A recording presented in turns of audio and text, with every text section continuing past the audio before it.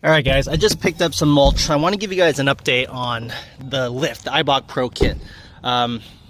So I got about 400 pounds in the back of the bed. We got about 10 bags of mulch. Each bag weighs about 35 plus pounds or so. We got the tonneau cover, which weighs at least 50, 60, maybe even 70 pounds. We got the bed mat, which is heavy as heck, the rough country bed mat. That weighs probably a good 25 pounds. So we easily have about 400 pounds, probably a little more than 400 pounds in the back of the bed. So update on how the Eibach Pro kit sits. Remember, 2.7 inch in the front, 1.5 inch in the rear. Let me take it off widescreen and go to the just regular full screen, give you guys a more accurate perspective. So with 400 pounds, with 400 plus pounds in the back of the bed, you can tell there's a little bit of squat. Like the nose, you can see it's like half an inch higher. So if you guys have seen the channel before, you guys know that originally when I first installed the lift, I went with 1.6 inches in the front, 1.5 inch spring in the rear. So with 400 plus pounds in the back, you can see you're going to get a little bit of squat. And keep in mind, this is an off-road truck, so the Eibach springs, even the OEM springs that came on the truck stock, they're soft springs. So when you put any kind of weight in the back, you're going to get a little bit of squat. It's going to compress a little bit. That's just the way these springs are designed, so you can still keep the characteristics and all the fun traits of this truck. You can jump it if you want. I've jumped trucks with Eibach springs in my Raptor. They handle the jumps just fine. They can handle desert runs just fine. It's just a little stiffer, but the benefits of the Eibach springs in comparison to the stock OEM springs on road, it's no-brainer. These trucks are just too bouncy. They float up and down. When you do some hard braking, the front end dips a little bit. It's just a little too bouncy for me. It's great for desert runs and high-speed off-road, but for me, everyday driving, it's just a little too bouncy. So the Eibach springs are awesome because they kind of make the truck just drive perfect. It kind of gets rid of that pogo stick feeling when you're, you know what I'm talking about. If you own this truck, you go over some bumps in the road, you're gonna get that pogo stick feeling. So this is with 400 plus pounds in the back. If you remove, if I were to take out 200 pounds, because normally I keep my tonneau cover, my bed mat, my off-road jack, that's about 200 pounds in the back of the bed. The truck is perfectly leveled. So just something to keep in mind. If you can't stand squat, you can't stand the front end being nose high, maybe stick with the 1.6 inch springs. But if you're not too OCD, then maybe go with the 2.7, 1.5, because when it's unloaded or when there's no weight in the back, the truck pretty much sits like super badass. It just looks so damn good.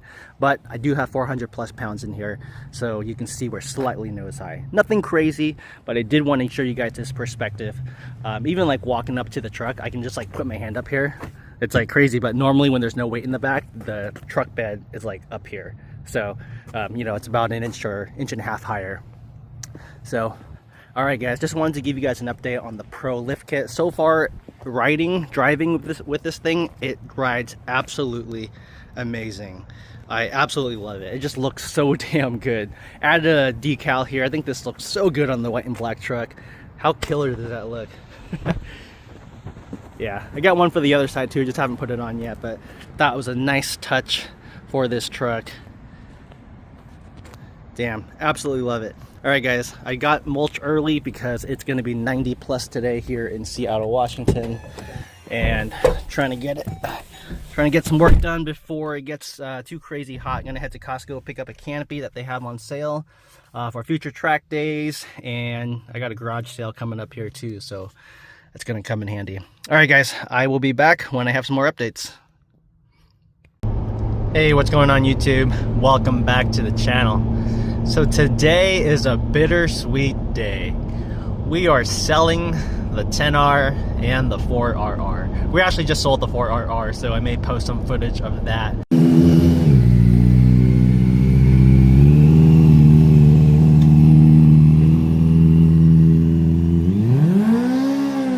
He's kind of riding that clutch. Ooh, oh God, you're making me nervous. I can feel your nervousness. We're headed to meet the buyer of our 10R, and this thing is in pristine condition. It's under 2,000 miles. Yeah, granted, they're mostly track miles. I think I only commuted to the city like once or twice, and then the rest are track miles. But it's in excellent condition, no issues whatsoever. It's probably the cleanest 10R you'll find, or at least sixth gen 10R you'll find on the market. So the guy's getting a killer deal. Yeah, we're selling both the bikes. We got some life changes coming up here real soon in the next few months, so we're downsizing some toys. No plans yet on the new bike. We may even wait till next summer. I don't know if we hold off to see what the new 7th gen 2026 ZX-10R looks like, or whatever the new generation Kawasaki looks like, because I imagine they're going through a redesign here for the next year. Or I don't know if we go Ducati. You know, those new V2s, they removed the Desmo valve, so a lot less maintenance. And I'm actually a huge fan of the way the new V2s and the new V4s look. So maybe go Team Ducati. I just don't know yet. A lot of that's up in the air. But we are selling both the Ninjas. So I wanted to hop on YouTube here and give you guys an update. We'll sync up with the buyer here in just a moment. And the guy lives pretty far down south, but we're going to meet him halfway. And yeah, stay tuned. Alright guys, so we're selling the 10R today. Brought the Ram down here. This is Seth. He just bought this 10R. That's his fiance. They're getting married, so he has to buy this before he has kids. So you're coming from a 6R. What year is the 6R? 2022. Okay, nice. Is it KRT?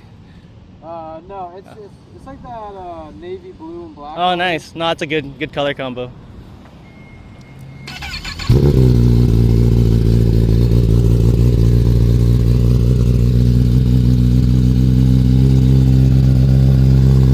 First startup.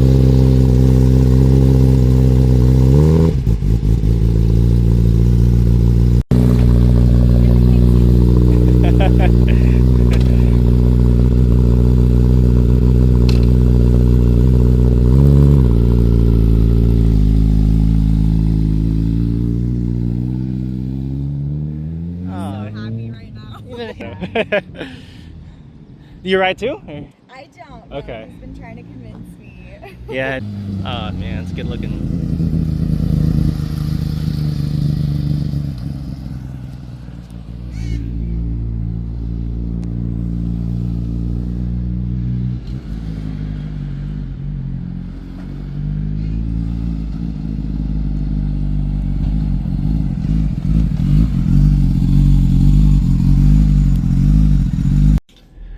Alright guys, that's a wrap. So we sold the 10R just now. Trailer is empty. We sold the 4RR as well. So now we're officially bikeless.